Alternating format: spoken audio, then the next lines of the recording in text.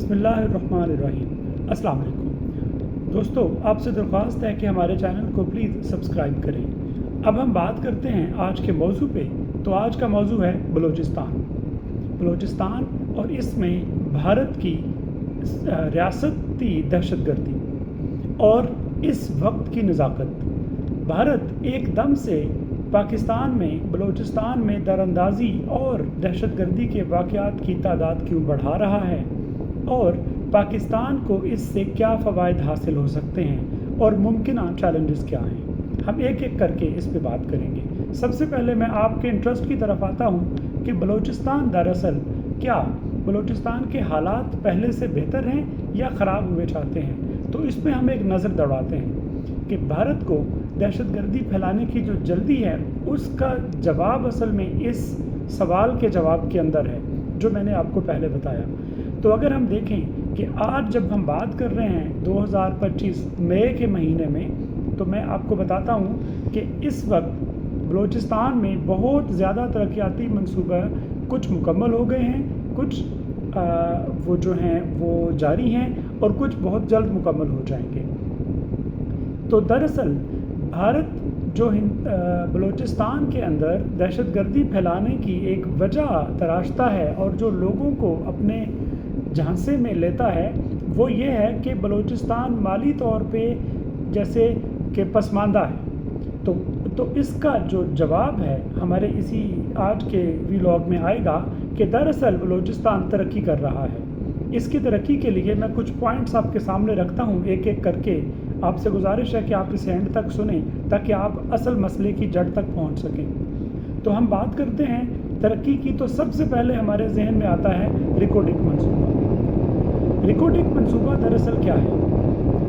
रिकोडिक जिसका जो हमारी बलोची ज़ुबान है, अगर उसमें इसका तर्जुमा करें तो वो बनेगा रेतली पहाड़ियाँ। ये रेतली पहाड़ियाँ दरअसल बहुत ज़्यादा मादनियात से मालामाल हैं।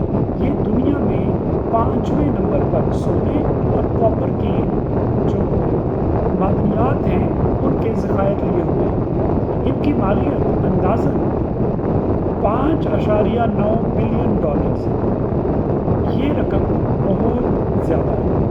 और जो कंपनी इस पे काम कर रही है, बैरिक गोल्ड कॉरपोरेशन, जिससे पाकिस्तान हुकूमत का वायदा है, उनके अंदाजे के मुताबिक वो 2028 में यहाँ से प्रोडक्शन शुरू कर देंगे। यानी कि वो माइनिंग मुकम्मल कर लेंगे और उसके नतीजे में जो हमें मिनरल्स मिलना है वो पाकिस्तान से एक्सपोर्ट होना शुरू हो जाएंगे। यानी कि वो फल पकने का वक्त है। तो 2025 का मई और 2028 तकरीबन 2.5 साल का वक्त है। इस पूरे दौरानिए में भारत अपनी चालें ज़्यादा कोशिश से चलना चाहेगा। हम वापस आते हैं कि बलूचिस्तान की तरक्की किस तरह से हो रही है। तो ये जो रिकोडिक मंसूबा है इसमें सऊदी अरब, यूएई और अमरीकी कंपनियां और उनकी हुकूमतें बराह रास्त दिलचस्पी ले रही हैं और इसमें इन्वेस्टमेंट कर रही हैं।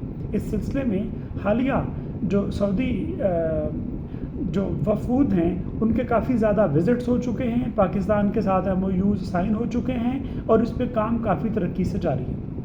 अब हम बात करते हैं दूसरी बात की। तो इसमें जो ब्लू इकॉनमी है उसका बहुत अहम किरदार है।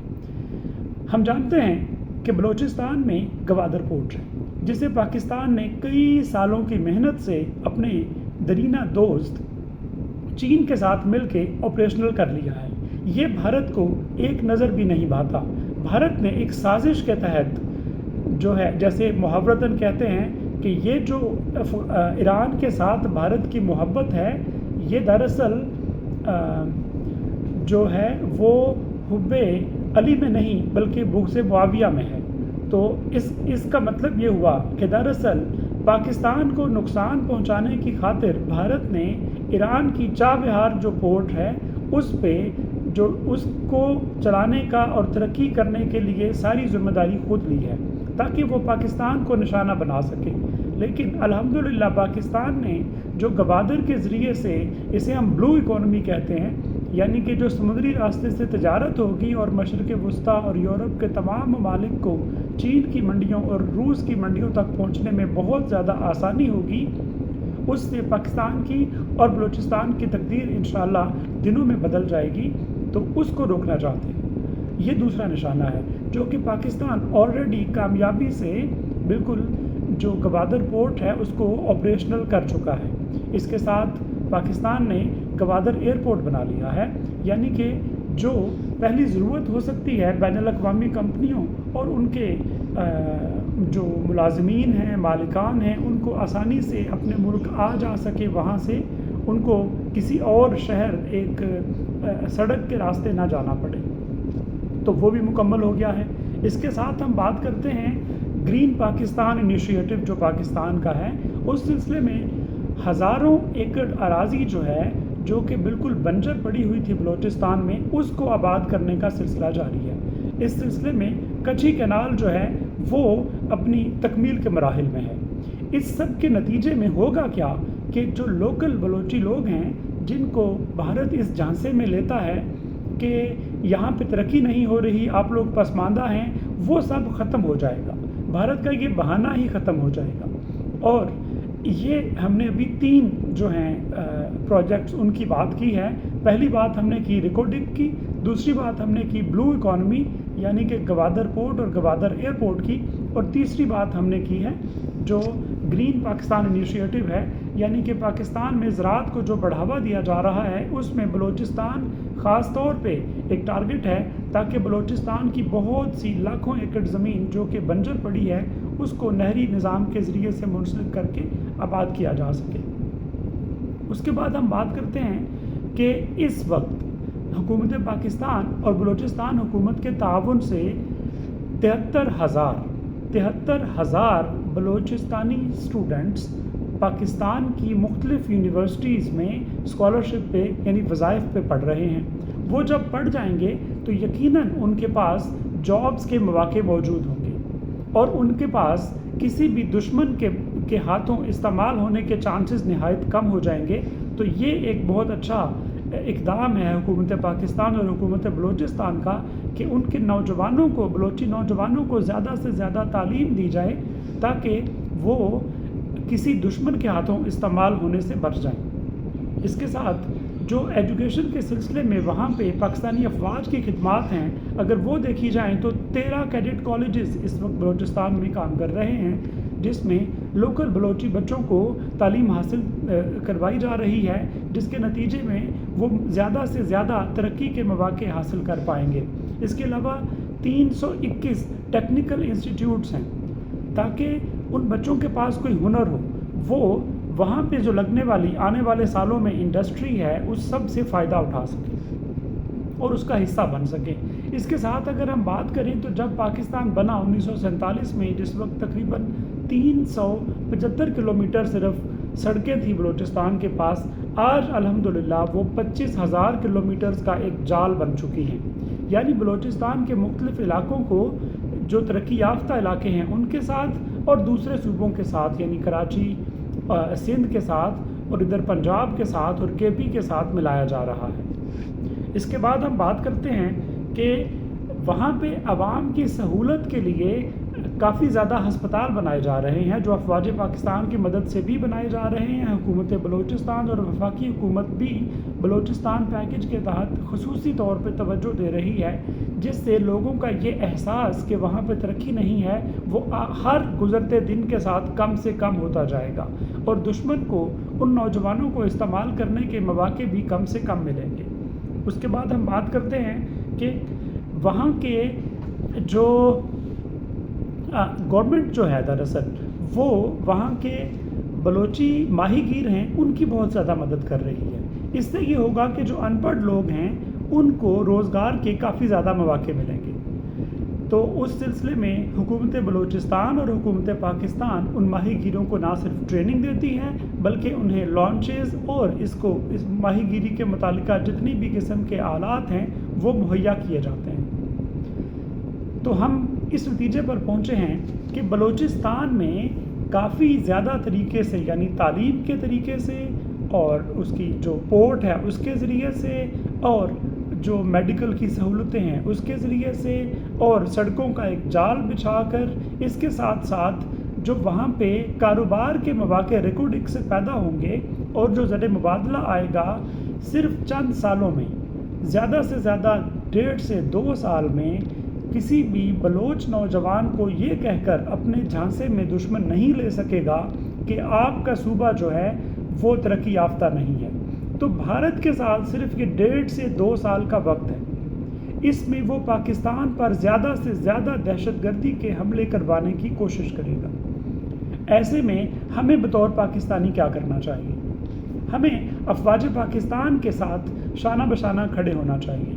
हमें उस वालिद की तरह इन अफवाज के साथ खड़ा होना है जो अल्हम्दुलिल्लाह अपने 2 बच्चों की शहादत के बावजूद कह रहा है कि हिंदुस्तान इस बुज़दिल दुश्मन को आंखों में आंखें डाल के कह रहा है कि अगर लड़ाई करनी है तो हमसे सीधा लड़ो, हमारी अफवाज से लड़ो, सामने से हमला करो। इस तरह बुज़दिलों की तरह दहशतगर्दी में हमारे नन्हे बच्चों पर वार मत करो। इस दहशतगर्द हिंदुस्तान और इसकी मौजूदा हुकूमत जो बीजेपी है, वो आरएसएस और हिंदुत्व की सोच के तहत जो पाकिस्तान के वजूद को तस्लीम नहीं कर पा रही, वो पाकिस्तान की तरक्की को कबूल नहीं कर पा रहे, वो अपने छोटे छोटे वक्ती फ़वाइद यानी कि अपने किसी एक सूबे के, एक स्टेट के इलेक्शंस जीतने के लिए 2 एटमी ताकतों को जंग के दहाने पर ले आते हैं। इस घटिया सोच का मुकाबला इंशाअल्लाह हम सबको मिलकर करना है। हमें अफवाज पाकिस्तान पे भरोसा रखना है, हमें हुकूमत पाकिस्तान और हुकूमत बलूचिस्तान पे भरोसा रखना है और हमें इस दुश्मन को हमें तकसीम करने का मौका नहीं देना है। मैं उम्मीद करता हूँ कि हम इंशाअल्लाह इस दुश्मन की चालों को ज़रूर बेनकाब कर लेंगे। इस सिलसिले में पाकिस्तान ने यूनाइटेड नेशंस में डोजियर्स दिए हैं और पूरी दुनिया में भारतीय रियासती दहशतगर्दी को का पर्दा चाक करने के लिए पाकिस्तानी सियासतदानों का वफ्द भेजा जा रहा है, जिसकी पिछले 3 दिन से दफ्तर ख़ारजा में बाकायदा एक ट्रेनिंग की गई है कि वो उनके सामने वो तमाम हक़ाइक़ मौजूद हों जो हमारी एजेंसीज़ ने बहुत मेहनत से इकट्ठे किए हैं। जब दुनिया को भारत का ये मकरू चेहरा नज़र आएगा तो बहुत जल्द दुनिया जो है वो इस भारतीय दहशतगर्दी के नतीजे में इंशाअल्लाह भारत पर फैटफ में ज़रूर पाबंदियां लगा लेगी।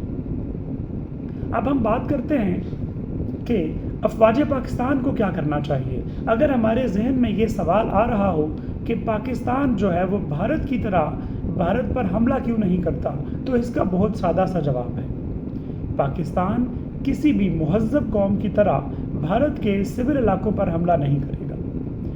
पाकिस्तान को जब भी हमला करना होगा वो भारतीय फ़ौजी तनसीबात पर हमला करेगा और किसी भी मुल्क की फ़ौजी तनसीबात पर हमला करते हुए हमें इस बात का ध्यान रखना चाहिए कि क्या इसके नतीजे में बढ़ने वाली जंग से हमें फ़ायदा होगा या नुकसान होगा। तो फिल वक्त पाकिस्तान को जंग करने में फ़ायदा नहीं है। हाँ, अगर भारत इसी तरह दहशतगर्दी करता रहा और हमारी अफवाज पाकिस्तान और हुकूमत पाकिस्तान ये फ़ैसला करे कि दुश्मन को सबक सिखाने का वक्त आ गया है, तो शायद हुकूमत पाकिस्तान ये फ़ैसला करे कि दहशतगर्दी के सरचश्मा यानी कि रॉ और दहशतगर्दी के आका यानी कि दिल्ली में बैठे हुए मोदी, उनके ठिकानों पर हमला करना है तो इंशाअल्लाह 1 सेकंड की भी देर नहीं की जाएगी। हम सबको अफवाज पाकिस्तान का साथ देना है, हमें एक कौम बन के दिखाना है और हमें मुत्तहिद हो के इस दहशतगर्दी का मुकाबला